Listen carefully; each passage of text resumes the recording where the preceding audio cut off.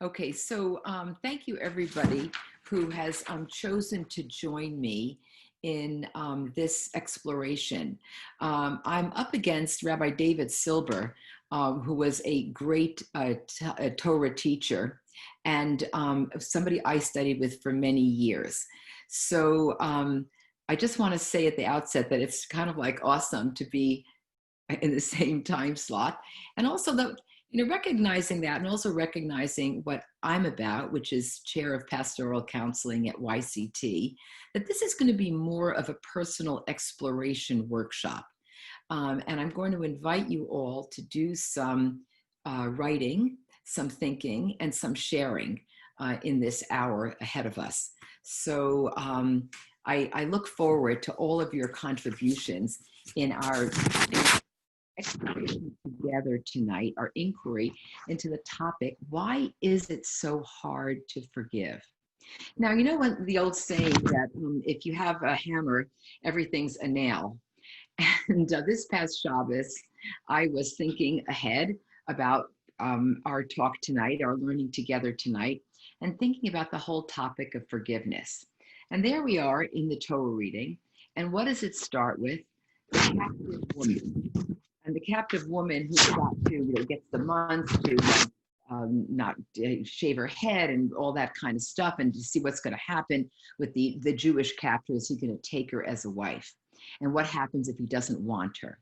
Now, what a setup for enmity and a need for forgiveness. Like to be forgiven for being captive. What if the marriage doesn't work out? All that kind of stuff. Then we go into the second story. This is in just this past Shabbos' Torah reading, in the very beginning, the story of the event of the son of the unloved wife. The Jew is forbidden to disinherit the son of the unloved wife. But aside from the inheritance issue, which of course is important, I'm thinking about the forgiveness aspect, the anger, the hatred that must have been fomenting in the heart of that child and of his mother towards the father. And then there's that, as if that weren't enough, there's a third example, a third incident, which is the famous Ben Sora Amora, the rebellious son, where the Torah says, the community can stone that son. Well, whatever is going on there, clearly there is a huge need for forgiveness.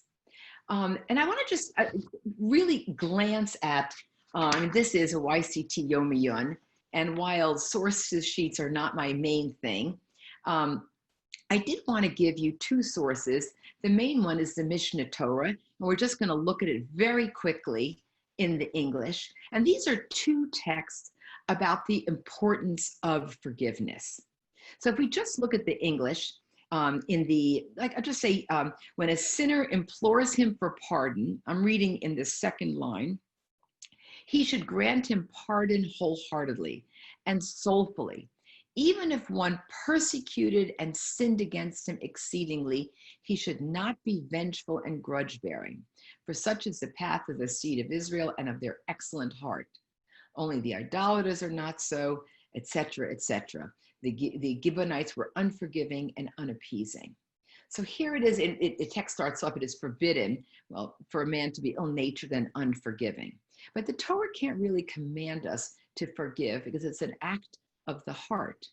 Then the second text, which I'm just going to refer to from the Shulchan Aruch, really talks about how much effort people make to achieve, to get forgiveness, and how, I'm going to look at the English there. Transgressions between people are not subject to atonement on Yom Kippur unless the offender appeases the offended party, meaning that going to shul and davening heartily at Kol Nidre the rest of the day isn't enough when it comes to disputes or pain between people.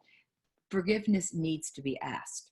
But here this talks about if one aggrieved another with words alone, this appeasement is necessary.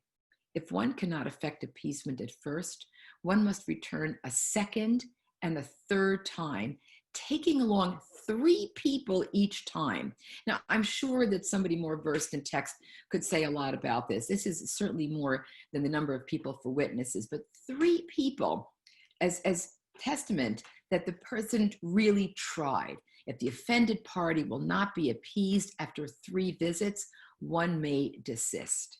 So these texts are really about the I mean, I'm just going to go through the goals of our talk tonight, and then I'm going to ask you gentlemen to please just take off the screen. So I want to see everybody. So if we can just go up on it. Let's see. We can go back to the screen sharing for a minute and look at the bottom of the page, the goals. And then I'm going to go, I just want to let people know what we're going to do, and then we're going to do it. So gentlemen, can we go back to the screen sharing of the text of the sheet? Okay, great. And just show the bottom of the page. Perfect. Okay. So, it came into 2 pages here. I see that's the problem. Okay. So this is what we're going to do tonight. We're going to take a closer look at forgiveness. I want to explore together with you, and I really am asking for your input. What is the psychological experience of forgiveness itself? What's the internal world of forgiveness, and what's external, meaning societal, outside of the self? The second thing I want to look at, and this is all going to be obviously briefly, is who do we forgive? The third thing is going to be, how do we forgive? Fourth is, and I guess this is the title, so we better spend most of our time here. Why do we have trouble forgiving? Now, if you don't have any trouble forgiving, I guess you should go to Rabbi Silver or to the other shiur. But I think we humans all hold some enmity in our heart towards various people, either for small slights or for large slights. And I'm assuming that you have chosen to sign up for this class because you'd like to work on your own forgiveness, your difficulty forgiving somebody or somebody's else.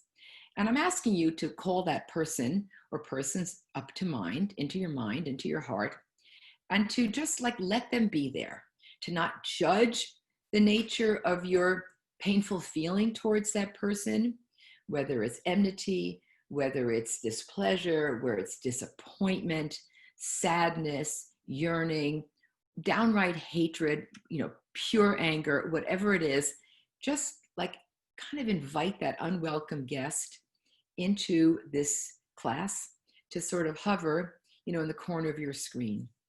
The last thing I want to talk about, and after that, gentlemen, you can, zap this slide, this sheet. What's the relationship between forgiveness, reconciliation, and memory? Because I think, there's an old adage, for those of you old enough to remember the movie Love Story, the kind of tagline was, love is never having to say you're sorry. And I would say love is actually always having to say you're sorry, that we don't forget. And as a matter of fact, we Jews have really honed our memories. We pride ourselves in our collective religious memory and historical memory. Zachor is a real commandment. That is a true commandment. And actually, speaking of the Torah reading, I couldn't believe it. I mean, was it coincidence? We can zap the slide, guys, okay? So I can just see the group. I think we've all, you know the outline, and okay, good. I want to see who's here and talk to you live. So, I mean, the end of this past Shabbos's Torah reading was the Zecher Amalek, where we are commanded to listen to that parsha, to those psukim once a year, and to remember. And the text explicitly says not to forget what Amalek did to us. So we are a people who prides ourselves on our capacity to remember. So this whole notion of to forgive is to forget is really quite antithetical, I think, to our DNA. And also, does forgiveness mean that you should reconcile? Doesn't mean that the relationship goes back to what it was before whatever caused the rupture. which might have been a singular event, or it might have been a series of events. Now, so I'm gonna go into these points more closely. I want to spend, I don't know, like 20, 25 minutes on that. And then I want to invite you all to either take out a pen and pencil or to tap away on your, whatever writing, program you have, about what gets stimulated in you. And hopefully we can share some of the points that comes up for people. And, I'm thinking that there's all sorts of people or beings that we might be struggling with. And I totally include myself in this group because I wouldn't be doing this talk if it didn't have personal resonance for me. So I'm going to start off with, what is forgiveness? And I see forgiveness as both an internal feeling and an external state. The internal feeling is, well, let's start with, why do we even need to forgive? There's been some kind of hurt that's happened, hurt of all kinds. I'd rather talk about this in terms of relationships that require forgiveness. One that I come across a lot in my practice is parent-child turbulence, abusive parents, abusive children, painful divorces, ruptures between spouses, fights over custody, fights over money, enmity between siblings, painful ruptures between business partners, between friends. There's no end of turbulent, broken relationships that need forgiving. And you know that you're in a state of needing forgiveness or to forgive when you're preoccupied with that relationship. And I'm thinking about one particular relationship of my own that I was struggling with. And I would notice, like, there I was in my yoga practice, which is supposed to be a time, of relative calm and kind of like, whatever, meditative, reflective, not preoccupation. And there I would be composing angry emails in my head during some backbend or whatever it was. This seemed kind of antithetical. And I was really struck by this, that this kind of total contradiction. And here I was, trying to let go of stress and strife, and yet this preoccupation with the offense and with and no, I'm going to write this and I'm going to say that and I'm going to prove my point. And, there was some kind of like identification with that role of being hurt, of being angry, of being sort of a victim of that circumstance. Now, I am in no way judging people's circumstances. I'm talking about the pain to the person who holds on to anger, because that becomes like a weight. It becomes something you schlep around with you for like months and years at a time. Now, so what does it mean to forgive that? Can you find, first of all, the first thing is recognizing that it's there. For me, recognizing that I'm composing these emails in my head, that I'm preoccupied with this whole, with all the hurts that went before and the litany of complaints and, getting it down right. I never did send the email, by the way. I think something that needs to happen in forgiveness is having some sliver or plane of compassion for the offender. Now, this does not mean that you're excusing the behavior. In no way am I saying that somebody should be excusing, let's say, frank abusive behavior, exploitative behavior, cruel behavior, whatever it is. But can one find a sliver of compassion, which sometimes can grow into a larger field of compassion for the offender? It does not exonerate him or her from the responsibility of having been, whatever, a neglectful parent, a selfish spouse, a bad sibling, a cheating business partner, whatever it is. But if you can see that person as having acted out of some flawed, pained place of their own that wasn't directly aimed at causing hurt to you, it can help widen that space for forgiveness. In Christianity, the whole notion of loving the offender, of an unconditional state of grace. Grace is a big word in Christianity, which is a kind of like just letting go, is not something that we Jews are big on. I think that we are more concerned with guaranteeing that there's process, that there's justice, but there still is, a yearning for that lightness, this spiritual, and I will say, as a psychiatrist and psychoanalyst, therapeutic satisfaction, a kind of lightness of being that comes with forgiveness. Because holding anger, and by the way, I know I used anger and hate earlier, and I just want to distinguish those. What helps me keep the two of them kind of separate is that you usually feel angry towards somebody that you have a relationship with. Whereas hatred, so David, thank you for nodding over there. If anybody wants to, there are chats. I see there are chats, 10 chats going on here. Okay, right, okay. Right, okay, I'm sorry. Eliezer Bellinson writes, the sources that you bring seem to say that forgiveness starts with the person who caused the hurt asking for forgiveness. I think that that's probably how it's meant. I actually don't know. It would be kind of something if somebody said to the person who had agreed, usually we think of asking mechila, like asking for forgiveness. Especially in this time of Yomim Noraim, it would be, I think I'm sure it happens when somebody says, I've been holding this hurt in my heart and I want to clear it up. That would really be quite something. There is a whole question, by the way, which I have a vignette, which I was going to share or not share, depending on the time. If something's been a secret from somebody where you have hurt them and they didn't know about it, like let's say a cheating spouse, is it the right thing to do to ask mechila for having done something wrong when the other person never even knew about it?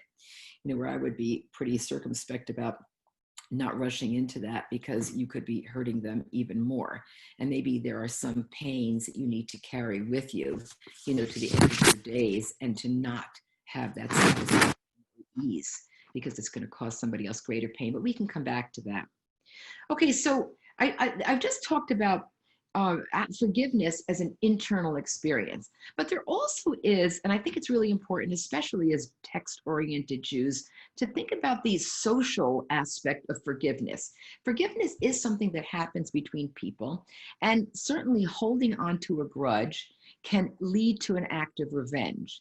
And we've just read about, actually in Devarim also, the Ari Miklat, the cities of refuge, which, they're there, like if something bad, if an accidental death happens, and the family or whatever is so, wants revenge, and the person who caused that accidental death can seek refuge in the city of refuge. Now, it's really, I've always been fascinated by these cities of refuge, because I've wondered what happens to the people who are the family members, the loved ones of the deceased people. And I don't have the text with the source with me. But if anybody wants it, I could find it. The New Yorker, about 3 years ago, did a fascinating article on accidental deaths and what happens to the people that caused them. Somebody like, for example, Laura Bush, who had, hit somebody with a car when she was 18 years old or something, and had to live with that person died. It was, completely accidental, but the consequences of that, knowing that your accident took somebody else's life, like she would be a candidate for one of the Ari Miklat. But it was and the New Yorker article actually cited the biblical institution of the city of refuge. But so there is a social aspect to forgiveness, because when the offender has repented, the anxiety that's in the group lessens, and there's less of a fear of danger and reprisal. In fact, that's really what treaties are. That's what mediation is about, to try to lower the anger level and create some kind of compromise that allows people to go on with their lives, not holding that same degree of anger. So I just want to, I'm going to really focus much more on the internal and the personal, but I wanted to point out the social nature, the social aspect of forgiveness. Okay, number two, who do we need to forgive?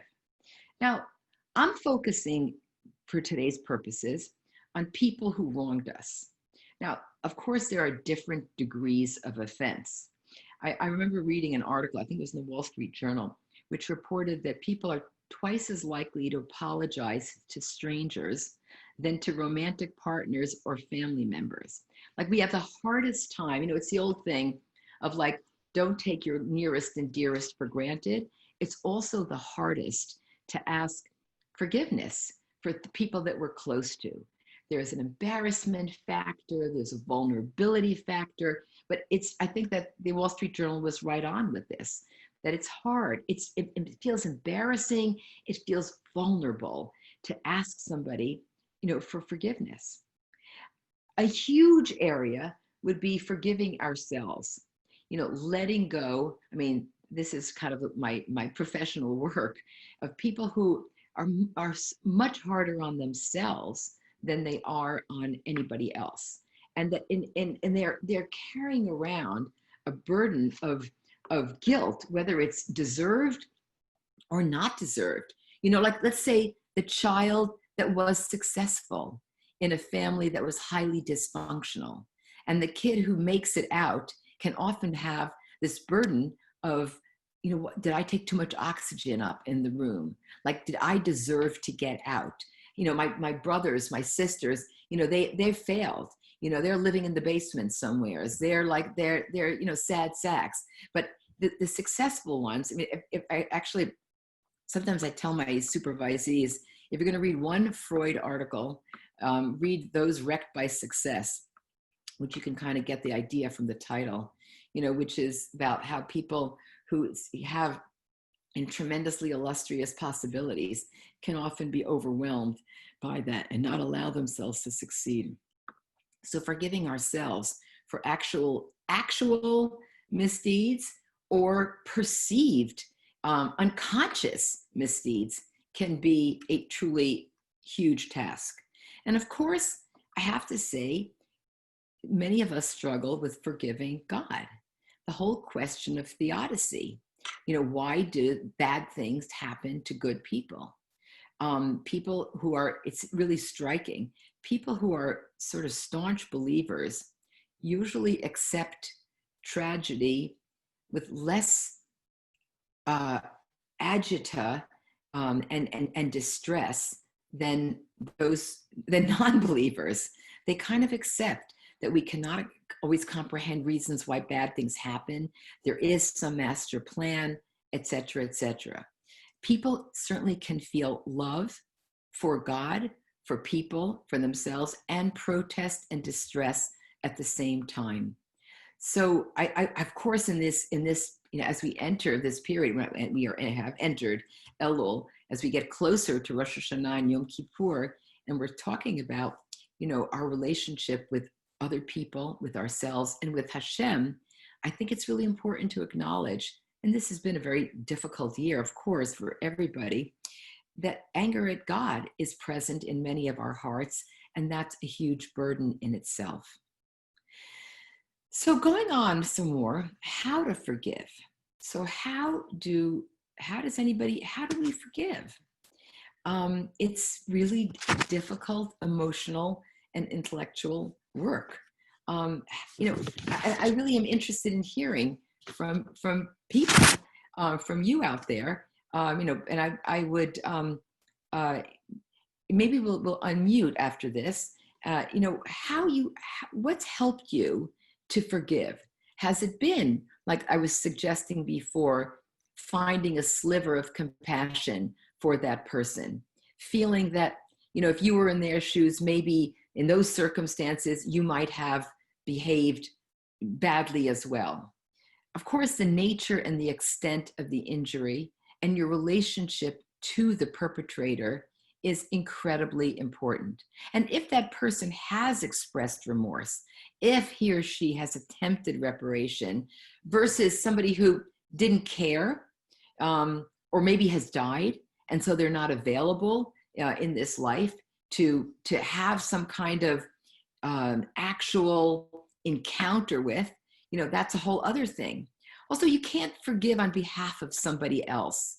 If somebody asks you forgiveness on behalf of somebody else that they've hurt, and you're sort of the next of kin, the next in line, for people who read, The Sunflower, that famous book where it was, I think Simon Wiesenthal put it together, where so it's sort of set up where like a Nazi is on his deathbed and he's asking forgiveness for whatever he's done, and the setup is like 50 different great Jewish minds respond to, can you give forgiveness to the person? But if it wasn't, can we forgive on behalf of somebody else? I mean, that's a pretty tough one. Is it something is it something that we can? Oh, okay. So David is please indicate if you'd like to speak. Okay. Maybe some people, do we have inherent capacities? You can see from a child from when they're several months old, kids that are more stubborn, kids that are more plastic, more malleable, more forgiving. I mean, I think some of us have tougher natures, and some people might have a greater inherent capacity to forgive. Now I want to get to the crux of our talk, which is our session, obstacles to forgiveness. Why is it so hard? So I'm going to suggest, okay, I'm just going to look at some of the chat things. What's the difference between anger and hatred? Okay. I'd like to put this out to the group. I see anger as something that's very directed to a person. I am angry with Sally because she cheated me out of my inheritance. I'm angry at Mark because in our divorce agreement, in our divorce battle, he pulled a fast one and got full custody of the kids. Hatred, I think we say it's more of a global feeling that you sort of have towards like an idea or a group. I hate the Ukrainians. I hate the whatever political party. I hate, I think we tend to use it for something we don't actually know personally. So that's the difference. That's how I see this and use those terms. I hope that was helpful to some degree. Okay, in terms of obstacles to forgiveness, why is it so hard? Well, one thing is a fear that if you let go of the vigilance of holding that anger in your heart, that the transgression will be repeated, that you've got to stay vigilant and strong, or else it's going to happen again. And so that people can rile themselves up. People can keep themselves on high alert with anger. It's one of those emotions that really keeps us, pumped. I mean, I'm not saying it's a good thing, but I think we use it as a way to defend ourselves. And particularly if you're in a situation where the offense may be repeated, that holding on to, that not forgiving, it seems to be a way of being safe. Is forgiveness connected with acceptance? Okay, we're going to get to that. So just hold on to that thought, Ellie. Okay, and connected to that is the fear of appearing weak. Like that it takes a strong person to forgive, to say, I'm going to let go of that. I accept your apology. I'm going to, because if you forgive, it's like think of electrons. It's like the valence is lessening. You're saying, I'm going to go down to a less, like I'm going to be less on guard. going back to my first point, like you're not going to be in a state of full alert. Are you going to be weak? Is it going to seem weak if you forgive? I mean, hopefully forgiving is a powerful experience. It's a liberating one to stay with the nuclear model there. Some people feel, and this goes back to what I was saying before about like being asked to forgive on behalf of others, that if you forgive, the principle of justice is not going to be served. That you can't forgive somebody who did a bad thing because it was so bad that that person doesn't deserve forgiveness, that if you forgive them, it's like dishonoring the people who might have been similarly harmed. So you get all these situations, like I'm sure people are familiar with these truth and reconciliation committees, in South Africa, or people who were, encountered, let's say, various prison guards or tormentors, people who were abused, in vulnerable positions by somebody who abused the privilege. Does it disserve the principle of justice to forgive Bertie Madoff or, I don't know, some sex offender or something like that? Something I want to spend a little time on, because I think this is true for all of us, is that holding on to our, let's call it a grudge, the pain, the memory of the offense, the angry position, it fits in with another part of our psychology. It becomes part of who we are. It becomes part of the relationship, especially the longer time has gone on. The identity of that relationship as being one where I'm angry at that person. I'm really mad at him or her. He hurt me. She was an incredibly neglectful mother. He was a terrible brother. No, she was a horrible wife. This person cheated me left and right. Like it fits into the sufferer's psychology and identity. And it can kind of obscure any sense of like, did I get any sense of, I don't know, did I participate in any way? And I'm not in any way here trying to blame the person who participated for whatever reason. It might have been survival, might have been out of all kinds of complicated psychological motives. But when you stay on the angry side, there's a wall in your mind between thinking about, well, how was I participant in this? What did I do that kept me connected? Was this a way of staying connected? And certainly when you look at, particularly with children with abusive parents, that's the only way, that's the condition under which they knew love.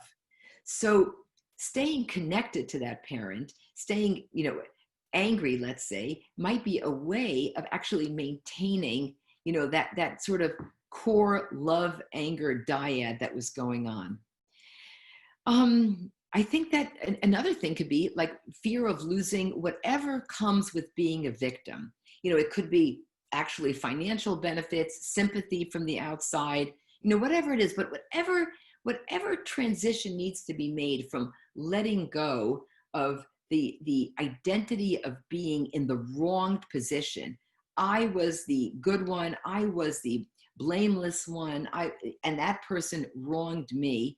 It's very hard to let go of that.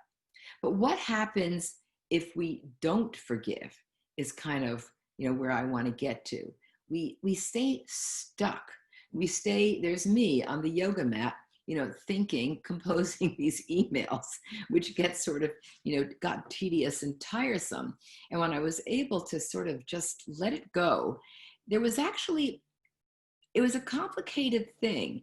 There was a relief, there was like a lightness, but there was also almost like a sadness, because that anger had really been the mainstay of the relationship for the last many years. And there was kind of like, it was like a leaf in October. The only thing that was kind of left, was a sort of desiccated skeleton. There really wasn't much to fill in, because a lot of time had gone by with this pained relationship where there was silence on both sides and there wasn't anything left. And it was sort of like the anger was almost the vitality of the relationship. I hope that makes sense to people. But that was what was keeping it going. And so the letting it go was acknowledging that it was kind of over, that there really wasn't a relationship, to go back to. And so that brings me to my final point.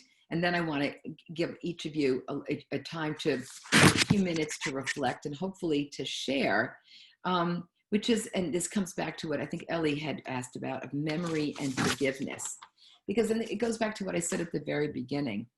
I don't think that forgiveness means to forget at all. As a matter of fact, I don't think forgiveness means acceptance. It doesn't mean that certainly doesn't mean that you accept that past behavior or series of behaviors as okay. And I don't think it means that you necessarily accept that person into your life as whatever, as a friend, as somebody you want to have over for a meal, as somebody you want to invite to your smachot, anything like that. I think it doesn't mean, forgiveness does not, at least to me, mean reconciliation. Forgiveness means letting go of that stone in your gut of anger and then seeing what happens next. Maybe there is going to be some bridge someplace. Maybe there isn't going to be. Maybe it's too late. Maybe it's too toxic. Maybe the pain of the past, even without the anger, is too great. There's too little trust. There's too much distance. Too much time has gone by. There is the work of repair or whatever just doesn't seem to be. But that doesn't mean that the forgiveness in itself isn't real. The forgiveness is the letting go, the not having that active, burning, pit of and stoking it with active, with active thinking. So what I'd like to do here is to pause and to invite anybody's comments, and then I want us to take that.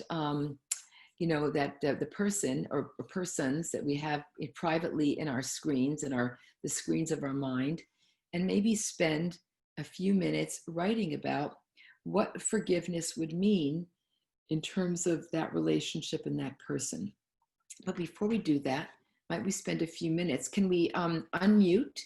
And if people want to just speak up, please, go right ahead to respond to anything that I talked about. Just as a heads up, we won't be able to unmute everyone. If anyone wants to unmute, please do indicate either through a clap or raising your hand on your video, and we'll be able to unmute you individually. Thank you.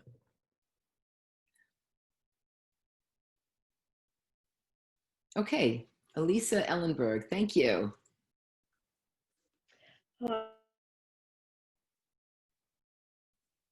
David, you got her?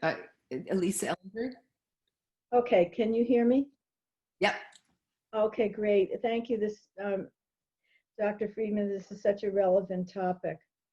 I had certain struggles with forgiveness, and one is really kind of the most complex, is a family member in the extended family who's been very unkind and just terrible behavior, and never repented. And my husband experienced this terrible fallout at the same time. And so what's helped me now, from what you said, I think I made progress because I don't go around thinking about her. So it's more neutral. Well, what helped you get there? I worked on feeling pity for her, because this is such an unfortunate thing, especially within the family, to cause pain and cause conflict and to be so utterly oblivious of the effect they're having on the whole family. So feeling sorry for her and thank God I don't do that. But then there was no recognition or asking forgiveness. So then we had to face, what about the future when we have to be together? And my husband and I made a plan. If this happens again, we're going to say, please be nice. Wow. Please be nice. Huh. And I mean, who could, that's like, who can argue with that? It's really lovely. How did yeah, did you have to use it? I never had to use it because I had been in a trusting position. We were both always in a trusting position with our family, and our trust was betrayed. Yeah. We realized we have to be in a protective position, and Right. we have a plan, and we don't want a conflagration, but we will not be treated that way. And the future encounters have been more, neutral. And the fact that we can be in the same room, we could be neutral. I think in this case, that's as far, and I try to wish her well with her life. I just try to do that. That's really lovely. And by the way, I think having that kind of intentional practice, all these people who are involved in meditation, they spend time on this loving kindness meditation. That's exactly what you're talking about, is trying to wish somebody who has hurt you well. And it actually really does change, your level of compassion and empathy for them. I want to invite other people, to focus in on what's made it hard for you to forgive and what's helped you overcome whatever those obstacles have been. Because that's what we're talking about tonight. Why is it so hard to forgive? So would people, it's 8:11 now. How about if we spend like 5 minutes, okay? 5 minutes, I'm going to take out, I have a pen right here, and I'm going to look at my clock, and at 8:16, we are going to stop writing, and I'm going to invite people to share what they've written about what made it hard to forgive and what helped them get over that stuck point, okay? So take it away on your computers or on your paper.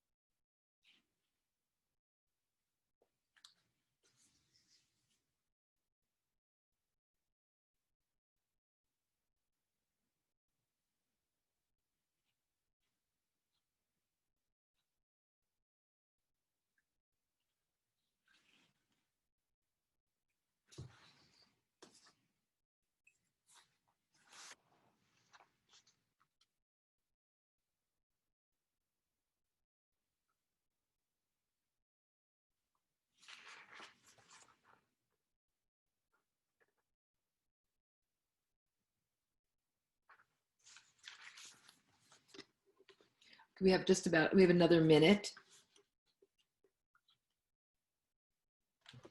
And Dr. Friedman, I'm just wondering, are you able to see the little raised hands, or is that only on my end? Oh, raised hands. I see raised hands. Great. I'm hoping all these raised hands, I have two screens, are going to, oh, wonderful. Okay. I see two people, Iyun and Sherry. Terrific. And we had Mark before. I actually did unmute him, but then we went into the writing just as a heads up. Wait, where's Mark? Mark's iPhone. Okay, Mark's iPhone. See you, Mark. Okay, great. So, so then let's start. Okay. I actually, wrote a couple things down myself. And Mark, would you please start by sharing what you were thinking about?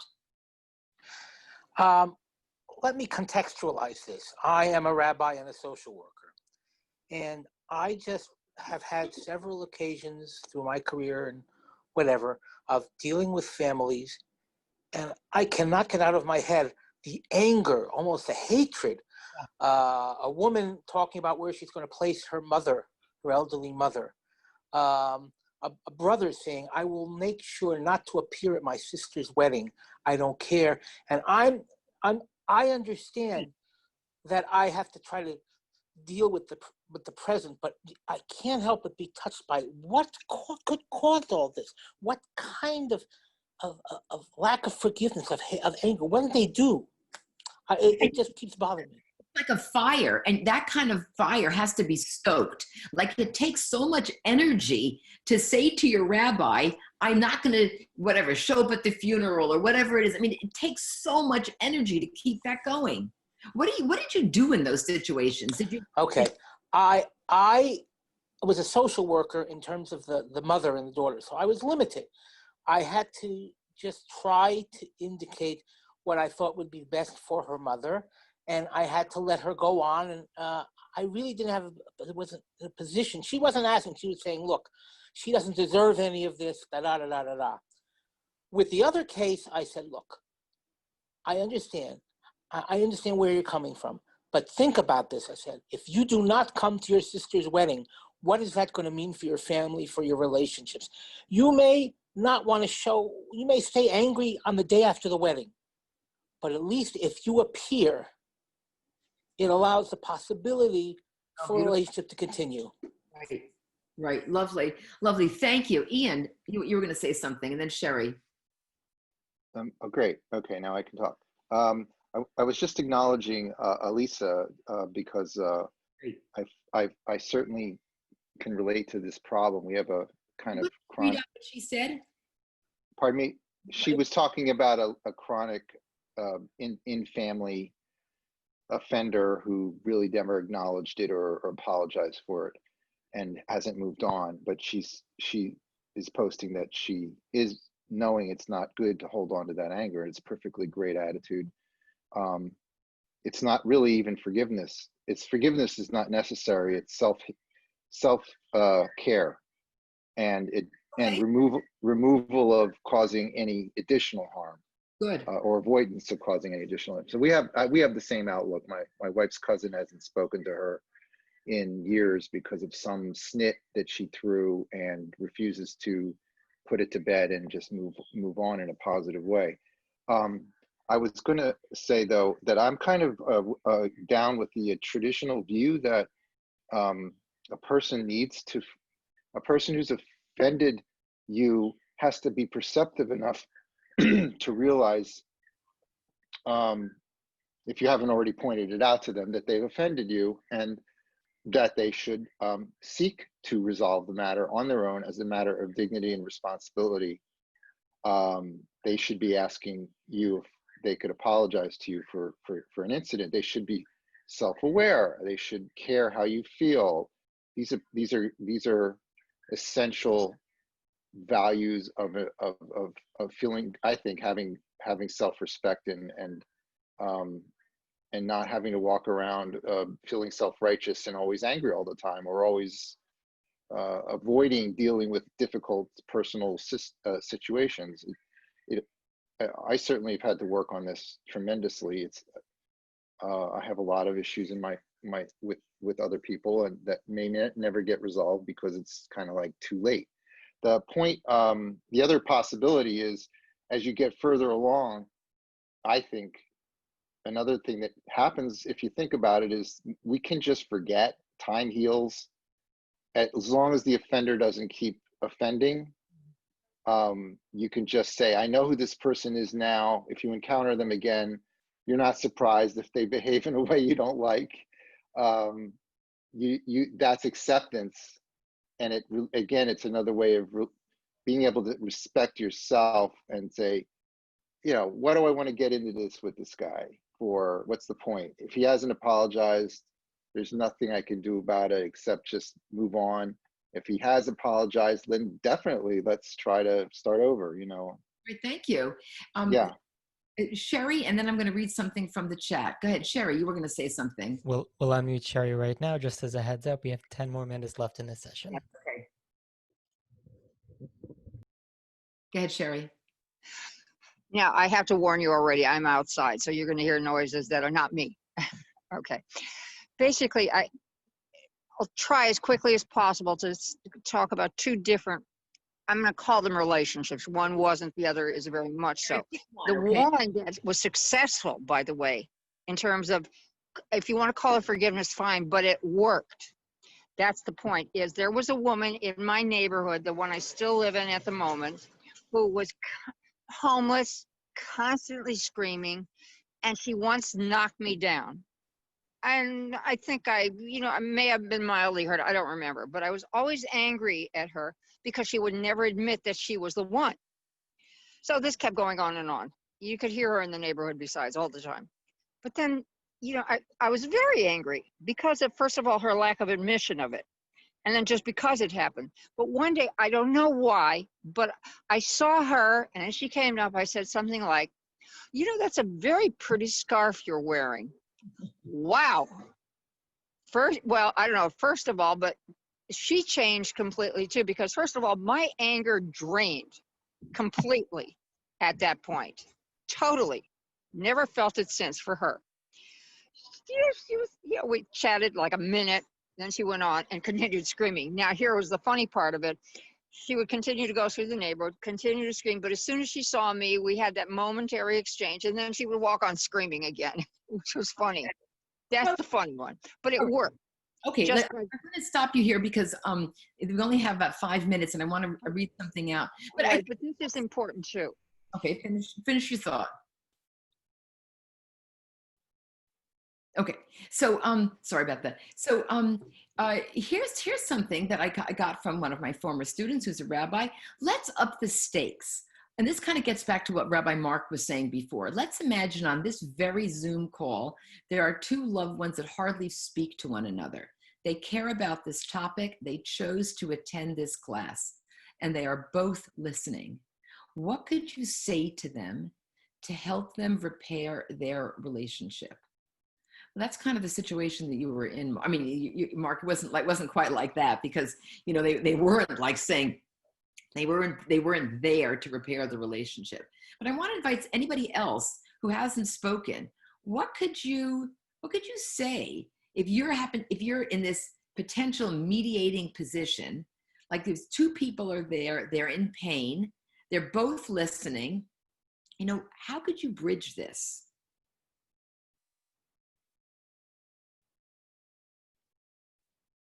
Any thoughts? Anybody want to, hazard an idea here? I think I'm just looking for hands. No hands. Okay, nobody wants to, try it out. I think that starting with just where we are, right now, you're both here. I'm moved that you're both trying. I always say to the students, like your pastoral counseling, this is to the rabbinical students who I teach at YCT, is going to proceed from your character. And I like to start from sort of a positive place. So I try to start with, like, not from a place of conflict, but from a place of acknowledgement. You're both here. It shows that you both are hurt and you both care. Maybe we could start off by talking about something that's right here and now, like catching up. Like maybe you could be the mediator to just say, well, I'll give you each a minute, like to catch up on where are you in life now? What kind of family situation do you have? What kind of work are you doing? What's been fun for you? How have you handled the pandemic? Whatever. And then just sort of take it from there and see if you can have even a short encounter. I mean, I wouldn't do it, with a group of 30 people. I would probably try to move it into a more private setting, but to start with something small and to build on it and see where it can go. And I would certainly, this is the kind of thing, that family therapists spend a lot of time on. A good friend of mine is a family therapist, a couples therapist, and the couples that she deals with are not just marital couples. They can be sibling couples. They can be adult parent-child couples, like all kinds of aggrieved relationships. So I do think that there's, trying, like working from something small and then building up to, okay, let's get into, what would you both like to have happen? Like starting from the positive. Should we go to where things went off track with you? Does either of you want to go there? Do you both want to go there? I would work on that and start taking taking it apart. Okay, somebody else wrote in, Lisa, I have a difficult time handling apologies, like I'm sure, but, oh yeah, right, which are ways in which the offender justifies their own behavior while expressing regret for hurt feelings. Oh, right, this is a good one. Thank you for bringing this up, Lisa. Or handling perfunctory Elul Tishrei apologies. Will you mochel me? That's like the one that you see a lot. Or I'm sorry if I've done something, but and they've really done something bad. What is the best religious and or psychological approach to people who do not take responsibility? So I think you know what, it sort of depends on your investment about this. I think I would probably encourage you to say, you're asking me to mochel you for forgiveness. Like, are you prepared to talk about this? Like I would issue an invitation. Do you want to go there? I'm ready to. If you're ready to. And if they say, what? I don't know. What are you talking about? You did ask me, and there is something between us. And it's not something, I know it's hard to parse this out, but I'm willing to do it. Will you? And I do think that the sincerity of your comment has got to be there. It's got to be sincere. Like whatever possessed you, Sherry, to comment on that lady's scarf, something did it, and it made a bridge. It was something that just moved out of her, whatever it was. She sounds like she might be a little psychotic, but whatever it was, it created a bridge that was out of the plane of her homelessness, of her nastiness. She was a woman, and you were talking about fashion. And that's, that created a bridge for a moment. But I do think that, saying something like, I would like to forgive you, but I need to talk about it more. I think one should have low expectations when hoping for an apology. I think that's probably really true. And I do think that our inner state is probably the most important. So any last comments that anybody who hasn't spoken would like to share? Any thoughts from the writing, from what you were stuck on in forgiveness and what might have helped you move past it? We all have big or little ruptures in relationships with parents, siblings, spouses, friends, work colleagues, all sorts of people. I think this is a highly inflammatory time politically. There's all kinds of, agita going around. So it is a time when working on our own stuckness with forgiveness, we will be the biggest beneficiaries of the work that we do. I'm just looking for any last hands. It's 8:29. I wish you all a season of spiritual lightness, of maximal forgiveness, and a year of health and blessings. And thank you so much for coming to this session and for caring about YCT. Okay. Bye-bye, everybody.